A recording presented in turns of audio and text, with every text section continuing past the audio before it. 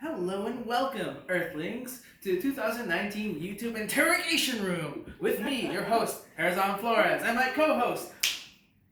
My name's Kamal. Hi.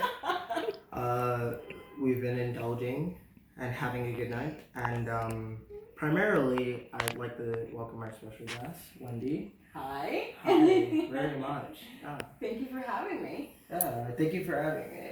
We're having a good time talking. So, tell us, Wendy, what do you want your YouTube channel to be all about?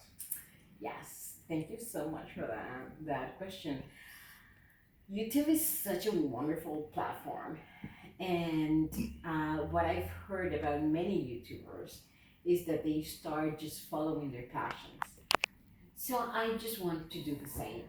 I want to follow my passion about wellness and about people being happy. I have coached a good amount of people, and when I have coached them, whatever situation in life they are going through, or in work they are going through, starts by not treating themselves well. We have heard the word wellness. It has been it's on the borderline of being overused these days. Yeah. But Definitely. when I have come one on one with people and they have given me the absolute honor of being absolutely honest with me, whatever they are facing, whatever situation they are going through, it's a situation in which they are not treating themselves well. So, as a wellness coach, how do you define, or how do you let the person define what wellness means to them? Because what might be good for you might not be Yeah. good for someone else. I've- How do you grapple with this? Funny that you asked that. I just learned not long time ago. Have you ever heard the phrase "treat others the same way you want to be treated"? Yeah. And that has been kind of like a golden rule for everybody. I just learned that that's not a golden rule. Why? Because your level of comfort and tolerance is not the same level Well, of as comfort someone and else. tolerance that you have. Yeah. So when you ask me to define how do you want people to treat themselves, you need to find out on your own. And what I can do and what I want to do in the YouTube channel is to talk to many people and for them to tell me, okay, this is how I found peace. This is how I found a clear mind. This is how I found a way to move forward in life so people can see and relate. So I want to interview many different kind of people, so many people of different kinds and thinking can relate to one or another, Yeah. because there's no one recipe. Well, I We're think- all unique. I think the compass is, at the end of the day, what people might be going through, and a lot of the subject is relation. It starts with relation and companionship, whether they have a mental disorder, whether they're straight, whether they're gay, they're bi, or all of these constructs. And I think that's a subject to begin of just companionship and relation. Like This is the thing that you just mentioned, and I love that you mentioned that, and thank you so much for doing so. You went immediately to relationship with others, gay, bi, etc., and social contracts, right? But how about the way you relate to your own self? How about the way you define your own self?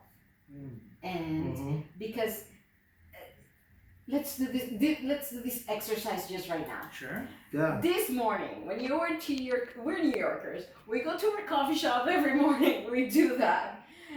We find people and we immediately judge them for some reason. It doesn't. We don't have to be bad people to do that. We label. Bad. Well, I go to And a it's be- bodega. I go to a coffee shop. Yes, that's the way to do it. I DR agree. in the house. The bodega, the house, I Yes. guess the contract of it. Yes. But this is the thing. the way we see the world is it reflects just the way we are inside. Yeah. And this is not to get super or super have you seen these t-shirts? Namaste. Yeah. Be no, it's not that. It's just we need to come into terms of peace within ourselves. I was telling a friend um, um, not long ago that I posted this picture on Instagram. It was just flowers. And my caption for these flowers was, "Today I'm deeply mourning the person I thought I wanted to be." Hmm. The person that in my mind, when I was a kid or when I was a teenager, I thought I wanted to be. And that day I was really crying for that person because I knew I was not going to be that person. I knew I'm somebody else. I knew, but it hurt me. It hurt me so deeply that I was not going to fulfill that pattern. But But why, that pattern was installed in me. without that person's contacts in that part of your hurt, and they're hurting also, or maybe, but without that, what would you say is where you related with them, and what was the cause of the hurt? Treating it as two different subjects.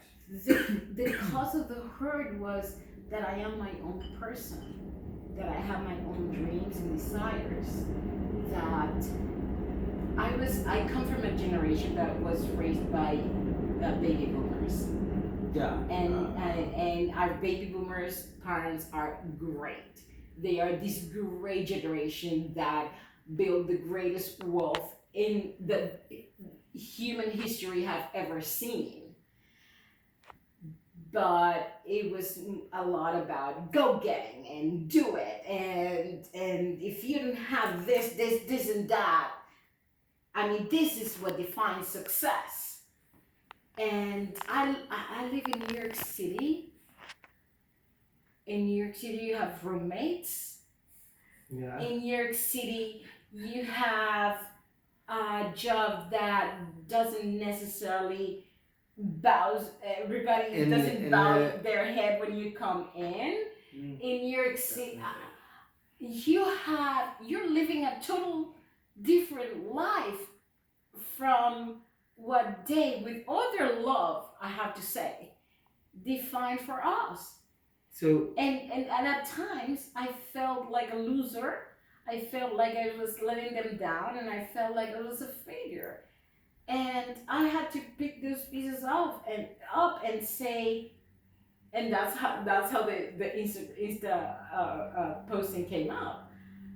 Because I said, today I feel like I'm not that person, but there's something in me that is telling me I'm just different. So I'm living a different time. with Instagram, would you say that follows up with like sort of the trend of like being on the train and not having communication, or being within a coffee shop, as you said before? Would you say that would be a contract?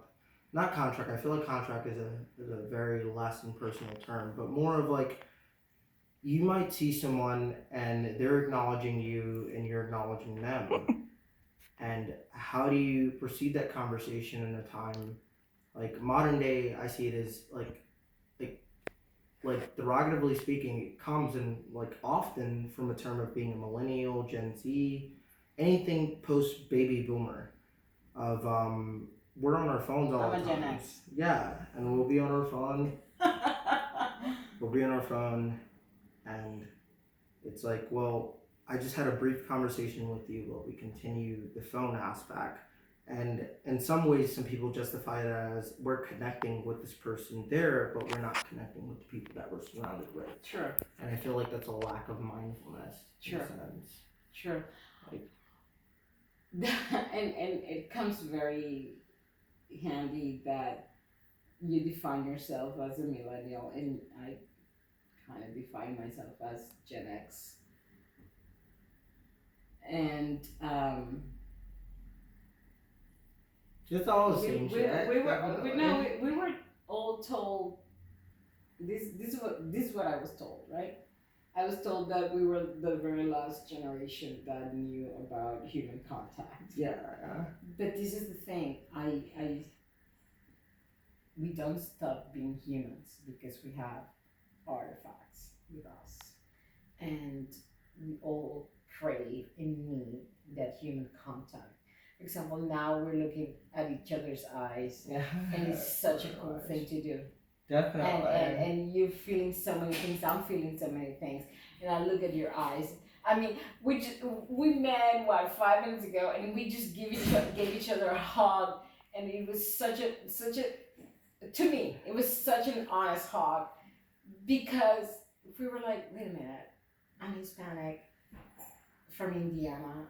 My family, my Hispanic family lives in Indiana. It's like we're like, dude, we're family. So don't define, and this is me talking, right? You're going to form your own train of thought. I don't define yourselves by what you read. Remember, chatbots exist. What a chatbot was invented for was for commerce, as in whatever you click Yeah. is what the chatbot is going to say. Oh, that's what he likes. Yeah. So this is the ad that I'm going to bring into his phone. But it's doing the same with information, and we all know this, and that's what happened a few years ago on the elections. We were just all reading what we wanted to read, and do not forget that, and this is the great experience about New York. New York, either you are more human than ever, or you're more inhuman than ever. So